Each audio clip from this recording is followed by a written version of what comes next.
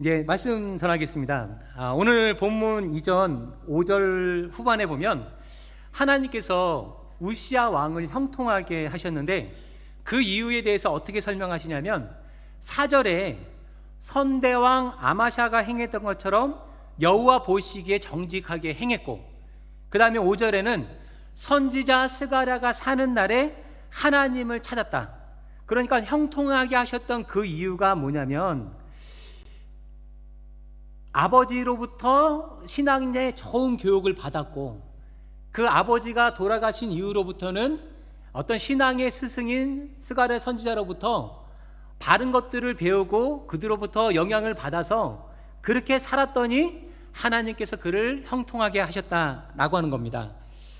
그러니까 이런 거죠. 스가랴가 내가 정치를 잘 아는 어떤 정치가가 아니라 하나님을 잘 아는 사람으로서 당신이 정치를 어떻게 하는지는 내가 무엇이 옳은 정치인지를 말해줄 수는 없으나, 그러나 정치를 하는 왕을, 한 나라를 다스리는 왕으로서 어떻게 하는 것이 하나님을 잘 섬기는 것인지 그것은 내가 말해줄 수 있다. 내가 당신이 말하는 그 사업은 모르지만 그 사업은 어떻게 하는 것이 잘하는 건지 내가 말해줄 수 없지만, 그럼에도 불구하고 형통케 하시는 그 하나님을 어떻게 하면 잘 섬길 수 있는지 이것은 말해줄 수 있다라고 하는 것입니다. 그런 가르침에 따랐더니 7절에 그 놀라운 일들이 뭐냐면 주변의 적들을 칠 수 있는 힘들을 주셔서 주변의 적들이 그에게 조공을 바치게 하시고 강성하게 하셔서 그의 이름이 애굽의 변방까지, 이웃나라의 끝에까지 널리 알려지게 하셨다, 이렇게 말씀하십니다. 그리고 5절에는 자신이 좋아하는 농사를 마음껏 지을 수 있도록, 그러니까 자기가 원하는 것 마음대로 할 수 있도록 하나님께서 그 모든 환경도 바꿔주시고, 11절에서 15절에 보면 새로운 무기를 고안할 수 있는 지혜로운 사람들을 그 옆에 붙여주시고, 그리고 그 무기를 들고 직접 적들을 맞이해서 싸울 수 있는 용감한 사람들을 붙여주셔서 하나님께서 이것들을 계기를 통하여서 그가 늘 이기게 하시고 강성하게 하시고 그의 이름이 멀리 퍼져나가도록 하셨는데, 15절에 그의 이름이 이렇게 멀리 퍼짐은 하나님의 기이한 도우심을 얻어 그가 강성하여졌기 때문이다, 이렇게 말씀하십니다. 그러니까 우시야가 형통하여지고 그가 강성하여지고 그의 이름이 널리 퍼질 수 있었던 그 이유는 하나님의 기이한 도우심인데, 그 시작은 부모로부터, 아버지로부터, 또 신앙의 그 스승으로부터 옳은 영향을 받아서 하나님의 말씀을 진지하게 경청하고 하나님께 상의하고 그 모든 것들을 하나님 앞에서 결정하고 그대로 행했기 때문에 그가 이렇게 형통하고 그가 강성해졌다라고 하는 것입니다. 그런데 진짜 문제는 뭐냐면 오늘 본문에서부터 그 문제가 시작되어집니다. 스가랴가 죽어서 더 이상 그에게 좋은 영향을 끼칠 만한 사람이 없어졌다라고 하는 게 첫 번째 문제고, 두 번째는 그가 강성하여지니까 교만하여져서 하나님 보시기에 악을 행하게 됐다라고 하는 것입니다. 성경이 말씀하시는 그 악의 시작이 뭐냐면, 죄의 시작이 뭐냐면 교만이다, 이렇게 말씀하시는데, 창세기 3장에서 하와가 뱀의 꼬임에 넘어가서 선악과를 먹음으로 인해서 인간이 죄를 처음 짓게 됩니다. 5절 말씀에, 3장 5절에 너희가 그것을 먹는 날에는 너희 눈이 밝아져 하나님과 같이 되어 선악을 알 줄을 하나님이 아심이니라. 하나님과 같이 되고자 하였다. 하나님과 같은 위치가 되고자 하였습니다. 하나님과 동등하고자 하였습니다. 사람은 피조물이고 하나님은 창조주로서 피조물이 창조주의 그 의도를 따르는 것이 너무나 당연한데, 동급이 되어서 창조주의 뜻에 벗어나고자 했던 그 생각이 바로 교만이고, 여기서부터 인류의 그 잘못된 변화가 시작되었다라고 하는 것입니다. 더 이상 하나님으로부터 영향을 받기도 싫고 더 이상 하나님께 간섭받기도 싫다라고 하는 이 교만된 생각이 인류의 그 첫 번째이자 모든 인간을 죽음으로 내몬 그 선악과를 따먹게 했던 그 시발점이 되었다라고 하는 것입니다. 교만은 뭐냐면 하나님으로부터 벗어나고자 하는 것이 교만이고, 죄의 시작은 뭐냐면 이 교만하여서 하나님으로부터 벗어나는 것, 이것이 죄의 시작이다, 이렇게 말씀하고 계십니다. 두 번째로 역대하 32장에 보면 히스기야가 아수르를 물리치고 얼마 지나지 않아서 자신이 곧 죽게 될 것이다 라고 하는 사실을 알게 됩니다. 그때 이 히스기야가 하나님 앞에 간절히 기도함을 통해서 15년의 그 생명이 연장되어지게 되는데요, 그 증표로 해의 그림자가 10도나 뒤로 물러나가게 되는 그런 놀라운 기적을 체험하게 됩니다. 우리가 해의 그림자 10도라고 이렇게 말하면 그냥 별거 아닌 것 같지만, 과학적으로 생각해 보면 지구가 자전을 멈추고 반대로 40분 동안 반대로 돌아간 겁니다. 정오가 지나면 그림자가 점점 길어져야 되는데, 이 길어졌던 그림자가 40분 동안 점점 이렇게 짧아지는 것들을 약속의 증표로 받은 것입니다. 이렇게 놀라운 은혜와 기적을 체험하게 된 그 히스기야 앞에, 히스기야와 마찬가지로 반아수르 정책을 펼쳤던 바벨론에서 사신을 보냅니다. 이게 어떻게 된 일이냐 이야기를 듣고 싶다면서 사신들이 찾아와서 축하 메시지를 전하고 히스기야를 이렇게 높여줄 때, 히스기야는 분명히 자신이 힘으로 한 것이 아니라 하나님께서 베풀어 주신 은혜로, 그 은혜로 질병 중에서 치료도 받았고 적국의 나라로부터 승리도 하였는데, 그랬으면 그 놀라운 기회에 이 모든 것들은 하나님의 은혜를 통하여서 내가 이 모든 것들을 이겨낼 수 있었다, 내 병이 회복되었다라고 하나님 앞에 영광을 돌리면 좋은데, 히스기야는 그렇게 하지 않냐고요. 창고문을 열어서 자신이 가진 그 모든 것들을 보여주면서 자신의 것들을 자랑합니다. 역대하 32장 25절에 보면, 히스기야가 마음이 교만하여 그 은혜를 보답하지 아니하므로 진노가 그와 유다와 예루살렘에 내리게 되었더니, 이렇게 말씀하고 계십니다. 성경이 말씀하시는 또 다른 교만은 뭐냐면, 하나님의 은혜에 보답하지 않았다. 그 마음이 교만하여서 그 받은 은혜를 보답하지 않은 것이 교만이다, 이렇게 말씀하고 계십니다. 하나님의 은혜를 은혜로 여기지 않는 것, 하나님 앞에 귀한 은혜를 받았음에도 불구하고 그 귀한 은혜를 가볍게 여기는 것이 교만이고 죄다라고 이렇게 말씀하십니다. 신앙생활을 하면서요, 여기 있는 우리 모두들에게 버려야 되는 잘못된 것, 몹쓸 것이 하나 있는데 그게 뭐냐면, 여기 있는 우리 모두들은 하나님으로부터 은혜를 받지 않은 사람이 없다라고 하는 것입니다. 모두가 하나님의 은혜를 받은 사람이다라고 하는 것입니다. 그런데 중요한 건 뭐냐면, 우리가 신앙생활을 하면서 하나님의 은혜를 받았다라고 말하면서 하나님께 더 큰 은혜를 자꾸 요구하긴 하지만, 어려운 가운데서, 환난 가운데서 하나님의 은혜로 우리가 그 모든 것을 극복하고 나서 그 은혜에 보답하며 살겠다라고 하는 사람이 별로 많지 않다라고 하는 것입니다. 주님께서 이미도 우리에게 허락하셨던 그 은혜가 얼마나 크고 감사한 일인지, 일평생 살아가면서 고난과 환난과 시련과 역경을 만나도 그 가운데서 우리에게 기뻐해야 될 이유가 있고 항상 감사해야 될 이유가 있다라고 말씀하셨습니다. 항상 기뻐하라, 쉬지 말고 기도하라, 범사에 감사하라 하셨다고 하신 그 말씀은 뭐냐면, 이미도 너에게는 어떤 어려운 가운데서도 기뻐할 만한 이유가 있고 감사할 만한 이유가 있고 어떠한 환경 속에서도 기도할 만한 이유가 있는데, 그게 구원의 은혜이기 때문에 네가 어떠한 상황에서도 기뻐하고 감사하고 기도해야 된다라고 이렇게 말씀하는 겁니다. 우리가 살아오면서 지금까지 겪었던 그 모든 것들을 포함해서, 그리고 장차 지금까지 겪지 못한 새로운 일을 만난다 할지라도 어떠한 상황에서도 우리가 기뻐하고 감사할 수 있는 것은 이미도 우리에게 허락하신 너무나 큰 구원의 은혜가 있기 때문에 우리가 하나님 앞에 그 은혜에 합당한 그러한 모습으로 살아야 된다라고 하는 겁니다. 그런데 오늘 성경 말씀에 말씀하시는 교만한 게 뭐냐면, 이미도 하나님으로부터 가장 그 큰 은혜를 받았고 또 하루하루의 삶 가운데서 각자의 그 형편과 사정에 따라서 시시때때로 베푸시는 하나님의 그 은혜를 우리가 잊고 살면서도, 그럼에도 불구하고 그 은혜를 가볍게, 그 은혜를 외면하고 그렇게 살고 있다라고 하는 것입니다. 그러고 나서 더 큰 문제는 뭐냐면, 그 은혜를 은혜로 알지 못하고 그 은혜를 은혜로 여기지 못하니까 이제는 하나님으로부터 영향받기 싫다, 하나님으로부터 간섭받기 싫다, 내가 이만큼 강성하여졌으니까 이제는 내 뜻대로 살겠다라고 하는 그런 제 모습이 드러난다라고 하는 것입니다. 신명기 8장에 보니까요, 모세가 가나안 입성을 앞둔 백성들에게 뭐라고 말하냐면, 야, 너희들이 그곳에 들어가게 되면 내가 걱정이다. 너희들이 그곳에 들어가게 되면 내가 걱정하는 것이 있는데, 그게 뭐냐면 하나님께서 허락하신 그 귀한 은혜, 젖과 꿀이 흐르는 그 땅을 너희가 누리게 되면, 하나님이 허락하신 그 젖을 누리고 꿀을 누리게 되면 하나님을 잊어버릴까 내가 두렵다. 내가 걱정된다. 모세가 계속 말하거든요. 그 모든 말을 할 때마다 백성들이 말합니다. 절대 그럴 일 없습니다. 우리가 절대 하나님을 잊지 않겠습니다.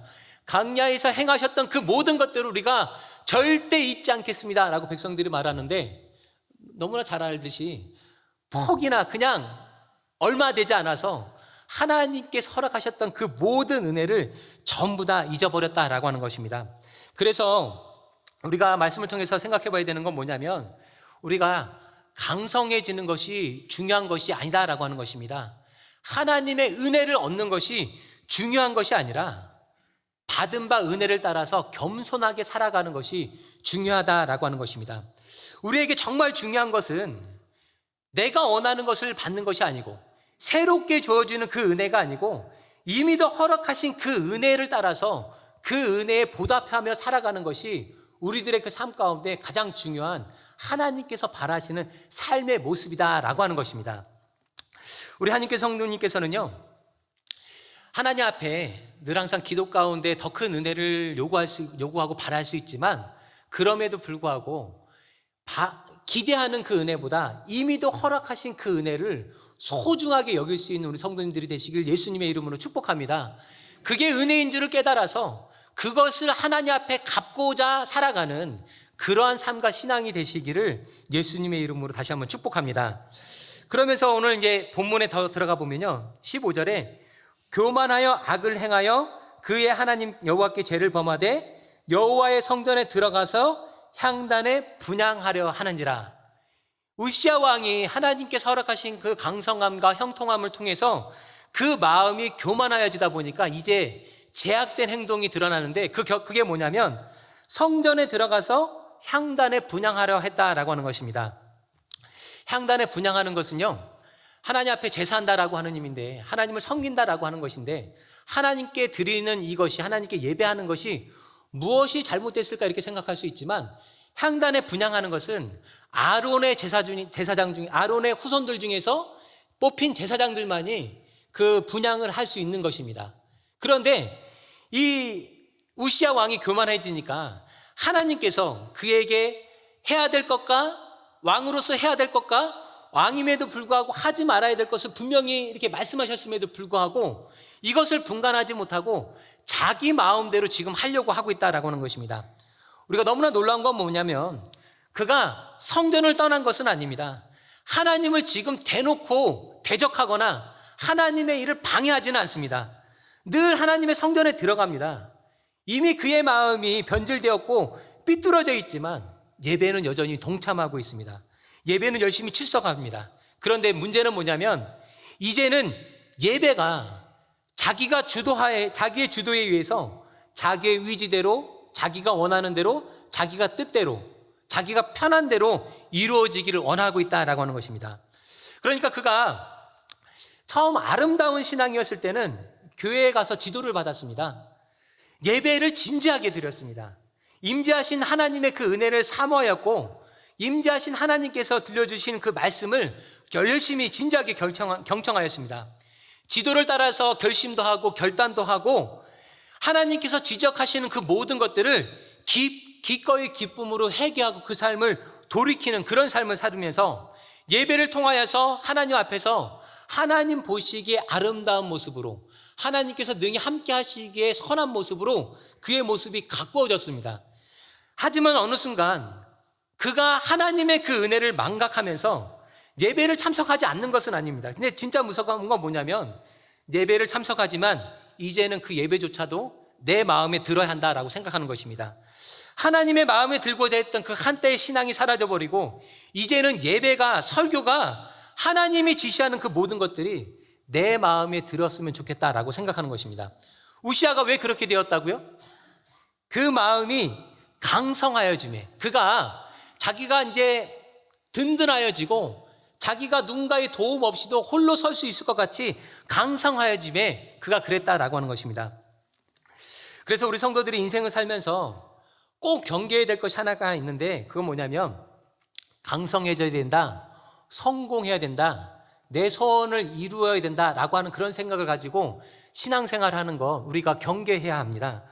강성하는 거, 성공하는 것, 그것이 나쁜 것, 나쁘다라고 하는 것이 아니라, 문제는 강성하는 것까지만 생각하고, 문제는 부자 되는 것까지만 생각하는 거고, 문제는 성공하는 것까지만 성공하고, 문제는 내가 사장이 되는 것까지만 생각하는 거, 그게 문제다라고 하는 것입니다.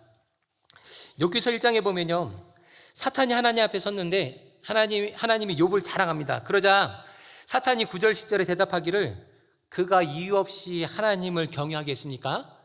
하나님이 그의 집과 그의 손으로 하는 일들을 복되게 하사 그의 소유물이 땅에서 넘치게 하셨기 때문에 욥이 하나님을 경건하게 섬기는 것 아닙니까? 라고 이렇게 말하면서 하나님의 자랑이었던 욥의 신앙에 관해서 이렇게 도전을 합니다. 사탄은요, 늘 항상 하나님의 사람들, 하나님의 백성들을 넘어뜨리기 위해서 도전하고 시험하는데, 특별히 언제 도전하냐면 모든 일들이 형통할 때, 모든 것들이 풍요할 때, 원하는 일들이 순탄함으로 더 이상 하나님의 도움이 없이도 내가 이것을 가능하다라고 생각할 때, 이제는 어떤 도움이 없이도 이제는 이 정도면 하면서 긴장감을 늦추고 하나님으로 멀어질 때, 그때 사탄이 넘어뜨리려고 시도한다라고 하는 것입니다. 그래서 우리 성도들이 성공하는 것, 강성하는 것, 부유해지는 것, 장수하는 것, 유명해지는 것, 그런 것 자체가 인생의 목적이 되고 목표가 되는 그런 수준에 머물러서는 안 된다라고 하는 것입니다. 이 모든 것 좋은 것입니다. 그러나 그 모든 것들을 통해서 성공과 강성함, 그 넉넉함을 가지고서, 다시 말하면 하나님께서 내 삶 가운데 허락하신 그 은혜, 내가 받은 그 은혜를 가지고 내가 그것을 다시 예수님 하나님께 어떻게 돌려드릴까, 어떻게 하나님께 베풀어 드릴까, 어떻게 하면 그 조금이라도 하나님의 은혜에 보답할 수 있을까라고 하는 것들이 우리들의 그 신앙의 목적이 되고 목표가 되어야 한다라고 하는 것입니다. 그러면요, 그런 생각을 가지고 우리가 신앙생활을 하고 그런 마음으로 이 땅에서 살아가면요, 하나님께서 가만히 계시지 않습니다. 우리 성도들이 하나님의 말씀만을 따라 살기만 해도 하나님께서 더 많은 것들로 베풀어 주기를 원하시는 하나님이거든요. 그런데 하나님께서 나에게 강성하게 하셨을 때, 하나님께서 나에게 은혜를 베풀으셨을 때, 그것을 업신여기는 것이 아니라 마치 솔로몬이 그랬던 것처럼 하나님께서 그에게 허락하셨던 그 기막힌 기회를, 네가 무엇을 원하느냐라고 말씀하셨을 때, 하나님, 내가 하나님께서 나에게 맡기신 그 사명을 위하여서 들을 수 있는 마음 허락하여 주시옵소서, 어떤 소리도 들을 수 있는 지혜를 허락하여 주시옵소서라고 기도할 때 하나님께서 솔로몬에게서 더 많은 것을 주십니다. 다윗이 어딜 가나 하나님께서 이기게 하셔서 이렇게 전리품을 얻었을 때 그 모든 전리품을 하나님께로 돌려드리고요, 또 그의 명성이 높아져서 주변의 나라들이 와서 그에게 이렇게 조공을 바칠 때 그 조공까지도 다시 하나님 앞에 돌려드립니다. 그때 하나님께서 어떻게 하시냐면 자신의 능력으로 얻은 것조차, 또한 하나님의 은혜로 얻게 된 그 조공품조차 다시 하나님 앞에 돌려드릴 때 하나님께서 다윗의 삶 가운데 더 크게 하셨다, 그와 함께 하셨다, 그를 높여주셨다, 이렇게 말씀하십니다. 그래서 우리 성도들이요, 이 땅에 살면서 솔로몬처럼 다윗처럼 강성하게 하셨을 때, 하나님께서 은혜를 베푸셨을 때 그것을 이렇게 하나님 앞으로 돌려드리면서 이렇게 살 수 있으면 좋은데, 중요한 거는 그렇게 살지 못한다라고 하는 것입니다. 대부분이 조금 불편함이 있어야지 하나님을 더 잘 하나님 앞에 기도하고, 어려움이 있어야지 하나님 앞에 매달리고, 또 힘든 게 있어야지 존중이 여기고, 이렇다라고 하는 것입니다. 뉴질랜드 와서 살아보니까요, 한 10년 이민 역사를 보면요, 어느 날 어떤 성도님들이 나오지 않던 수요 예배를 나오고 갑자기 나오지 않던 새벽 예배 나옵니다. 그러면 꼭 그때가 보면 딱 지난번에 말한 것처럼 딱 영주권 신청해놓고 한 9개월에서 10개월 지났을 때, 그때가 되면 수요 예배 참석하기 시작하고 또 새벽 예배 참석해서 눈물 흘리면서 기도합니다. 그럼 보통 한 3개월에 4개월 지나면 기가 막히게 영주권이 나오더라고요. 그러면 놀라운 건 그나마 좀 괜찮은 믿음은 한 달 정도 수요 예배나 새벽 예배 참석하고, 어떤 분들은 심지어 영주권 나오면 그 다음 주부터 수요 예배, 새벽 예배 참석하지 않는 분들도 있더라고요. 그러니까 하나님께서 이렇게 많은 것들로 이렇게 은혜를 아는 자들에게 많은 것들을 주고 싶으신데 사람들의 신앙이 유치하니까 딱 그 수준에 맞게 하나님께서 이 사람들을 다스리는 겁니다. 주님께서 이런 유치한 우리들을 다스리는 방법이 뭐냐면 약간의 고난, 약간의 시련, 약간의 어떤 어려움들, 이런 것들을 통해서 하나님께서 내게 주신 은혜가 은혜인지 깨달아 알 수 있도록 하신다라고 하는 것입니다. 그러니까 진짜 현명한 신앙생활은 뭐냐면요, 하나님의 그 말씀 중심으로 사는 겁니다. 그래서 하나님의 말씀이 딱 기준이 되어져서 하나님께서 원하시는 것들은 따라하고, 하나님의 그 말씀의 기준에서 딱 벗어난 것들은 하나님 싫어하십니까? 그럼 내가 고칠게요. 하나님께서 원하십니까? 그러면 내가 일로 가고 있지만 기꺼이 하나님 원하시는 그 기준으로 살겠습니다 라고 이렇게 살면 하나님께서 그들에게 더 큰 은혜로 베풀어 주시기 원하고, 은혜를 은혜로 아는 그들에게, 은혜를 따라 살아가는 그들에게 하나님께서 더 많은 것들을 주시는데, 그렇게 살지 못할 때 하나님께서 때로는 이렇게 역경을 통해서, 어려움을 통해서라도 하나님 앞에 이렇게 가까이 붙도록 하신다라고 하는 것입니다.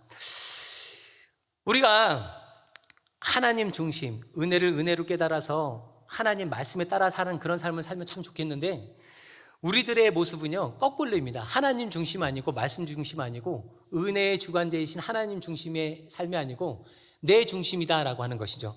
하나님, 이거 내가 너무 좋아하는 건데 이번 한 번만 하나님께서 양보해 주시면 좋겠습니다. 하나님, 이거 내 삶 가운데 이번에 꼭 이루어져야 되는데 하나님, 이번 한 번만 하나님께서 양보해 주시면 안 될까요? 하나님 중심의 삶이 아니고 내 중심으로 살아간다라고 하는 것입니다. 그러다 보면요, 결국 이런 사람들은 뭐냐면 내 마음에 들면 순종하고, 내 마음에 들지 않으면 외면하고, 그리고 교회에 다니고 예배에 동참하지만 결국은 하나님 중심이 아니고 내 마음대로 살게 된다라고 하는 것입니다. 그러면서 하는 것이 뭐냐면 은혜를 은혜로 깨닫지 못하여서 우시야 왕이 했던 것처럼 하나님께서 금하셨던, 하나님께서 하지 말라고 하신 그 제약된 일까지도 충분히 그 삶 가운데 드러날 수도 있다라고 하는 것입니다.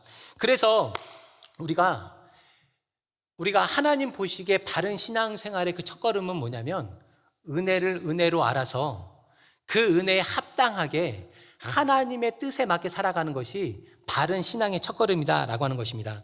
우시아가 지금 하나님이 금하신 그 일까지도 기고만장하여서 자기 뜻대로 하려고 하고 있습니다. 이러한 일들을 제사장 아사라가 보고 있을 수 없으니까 용감한 제사장 80명을 데리고 따라 들어가서, 이것은 당신이 할 수 있는 일은 아닙니다. 하나님께서 분명히 당신이 할 수 있는 일과, 왕이지만 할 수 있는 일과 왕이지만 할 수 없는 일을 분명히 말씀하셨는데 그것을 구별하지 못하고 당신 마음대로 하면 이것은 잘못된 일입니다 라고 이렇게 분명히 말씀하십니다. 하나님께서요, 우리 성도들에게 요구하시는 건 뭐냐면 우리들의 일상의 삶 가운데서 은혜 받은 자로서 은혜 받지 아니하는 사람들과 우리들의 그 삶을 구별하여 사는 것을 원한다라고 하는 것입니다.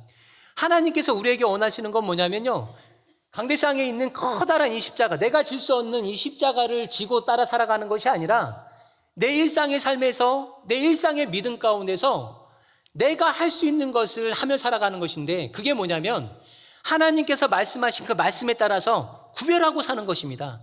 성도니까 당연히 6일과 제7일을 구별해야 해서 주일을 지키며 살아가야 되는 것이고요, 성도니까 이날은 오락을 금하고 육신의 정욕을 금하여서 하나님께 예배하는 날로 살아가기를 원하시는 겁니다.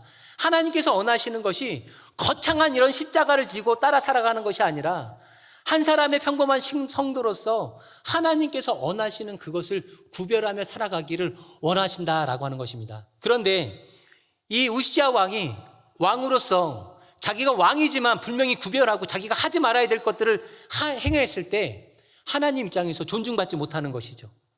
하나님의 말씀을 어기고 존중받지 못하기 때문에 그에게 문둥병이다라고 하는 그 저주받은 병이 이렇게 임하게 됩니다.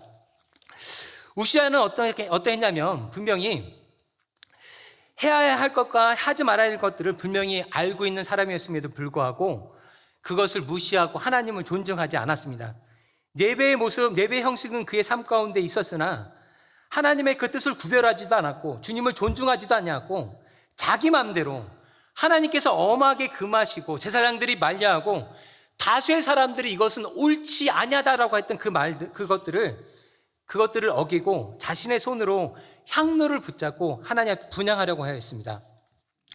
하나님께서 그것이 잘못되었다라고 하는 것들을 이렇게 보여주기 위해서 그 이마에 나병이 들게 하십니다. 제사장들은 급하게 그를 성전 바깥으로 끌고 나가고 그제서야 우시야 왕이 하나님께서 자신을 징계하시는 것을 깨닫게 됩니다. 그런데 이미 너무나 늦어버렸습니다.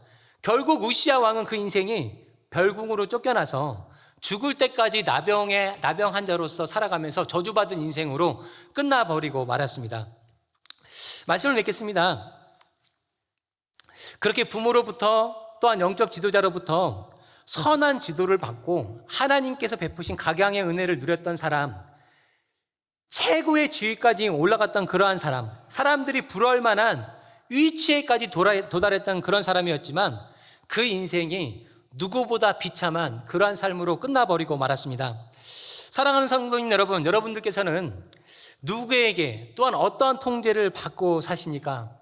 우리는 날마다 이렇게 변화되어지면서 살아가고 있습니다. 분명히 우리의 몸을 구성하는 그 세포가 어제와 오늘은 다를 것이고요. 어저께 먹은 그 음식을 통하여서 어제의 나와 오늘의 나는 분명히 다를 것입니다. 어제 누군가 만나서 나눴던 그 한마디 대화를 통해서 깨달음을 통해서 어제의 나와 어제의 우리와 오늘의 우리는 분명히 다를 것입니다.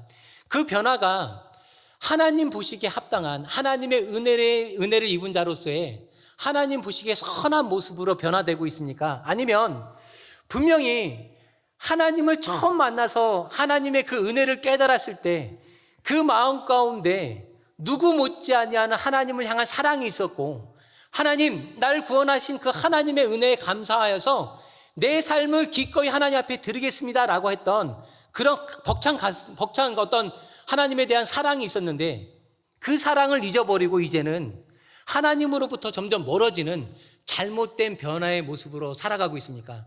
우리 성도님들께서는요, 성령으로 시작했다가 육체로 마치시는 그러한 안타까운 일들이 저희들의 심령 가운데 없기를 다시 한번 예수님의 이름으로 축복합니다.